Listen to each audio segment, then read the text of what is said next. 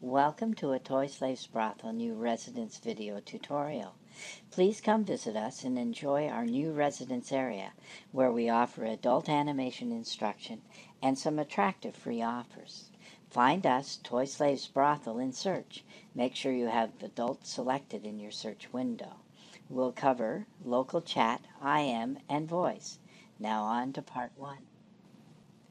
Use the chat window on the bottom bar to talk to people nearby. Everyone in your vicinity will be able to read what you type, and they will contribute by typing in their own local chat. Type in what you want to say and hit enter. You will see the conversation here as it happens. Use the upward pointing arrow to see the last few lines, or scroll up to see even more.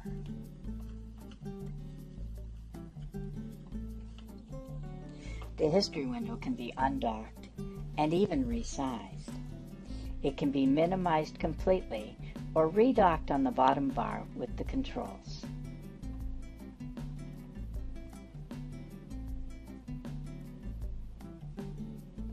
If the chat window seems too small, you can resize it.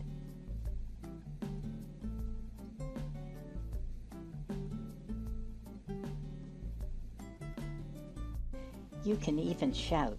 Type in the chat window and hold Control when you tap Enter.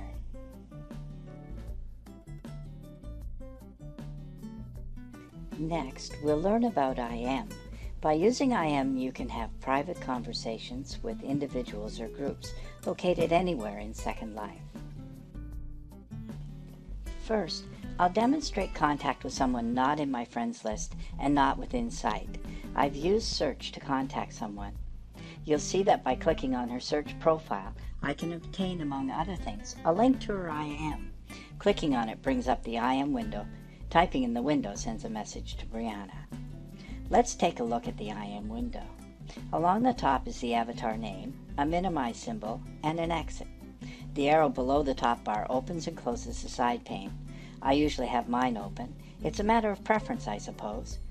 On the side pane are buttons for some common activities you might engage in with Brianna. You might want to view her profile, add her as a friend, teleport her, share something, usually from your inventory, common items like landmarks, pictures, clothing, etc., or pay her for some service. The final button, Call, is for entering a voice IM with her. We'll look at voice in the third section of this video. Next is the input window, and finally the scroll bar to look at the history of your conversation. Brianna has agreed to help, so let's teleport her here using the side pane. You'll see confirmation of the action, as you will with the other activities on the side pane, excepting profile. We'll minimize the IM window but not exit it. You'll see that it remains as an icon in the lower right corner.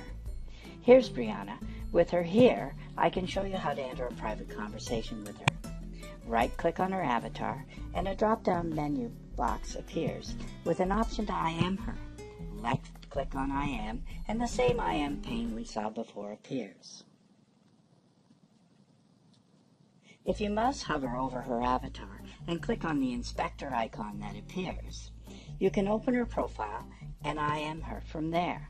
You can also open a menu using the drop-down under the gear symbol and click on IM when you access the menu.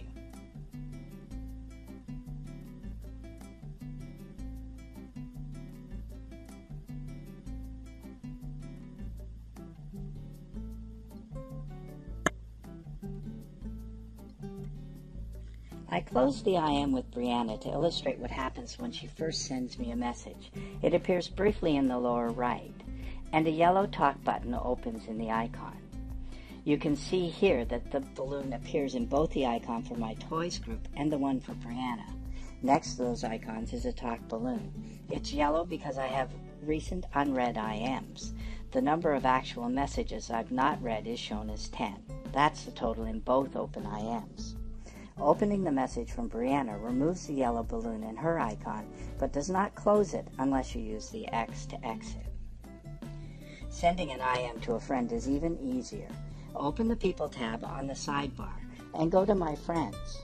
Find the friend you want to contact and right-click the name to obtain a menu that includes IM. In fact, at the bottom of the My Friends pane is an I Am button. You can do the same thing by highlighting the friend's name and clicking here. Both actions open an I Am window. Pick your favorite method from among all these and go with it.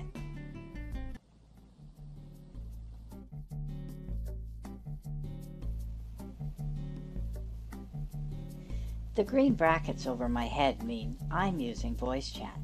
The speak button on the bottom bar turns my microphone on and off. If you've wondered how to turn it on, this video will hopefully help.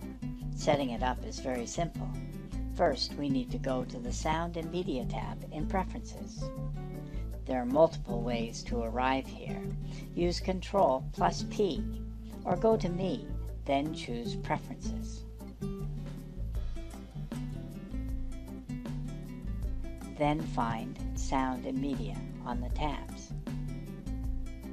Or hover over the Media Pause button and click on the gear. Make sure your microphone and headset or speakers are connected. In the Sound and Media window, click the Input/Output Devices button. Select the devices you will use. Mine worked on the defaults. Adjust your volume. This is the volume of your voice. 2 or 3 bars is probably best for normal use.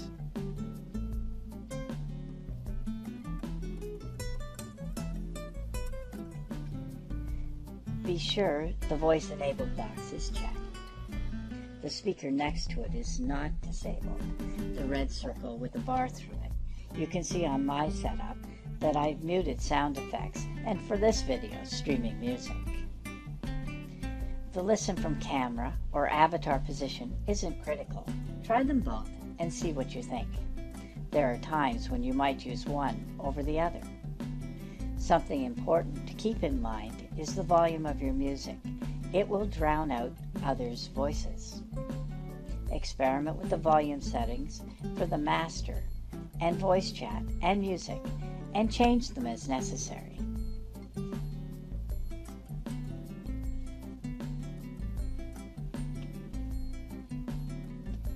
Click OK to save your settings. Be sure also to visit the Second Life video pages and watch Torley's video on voice chat etiquette. I hope to hear you soon in Second Life.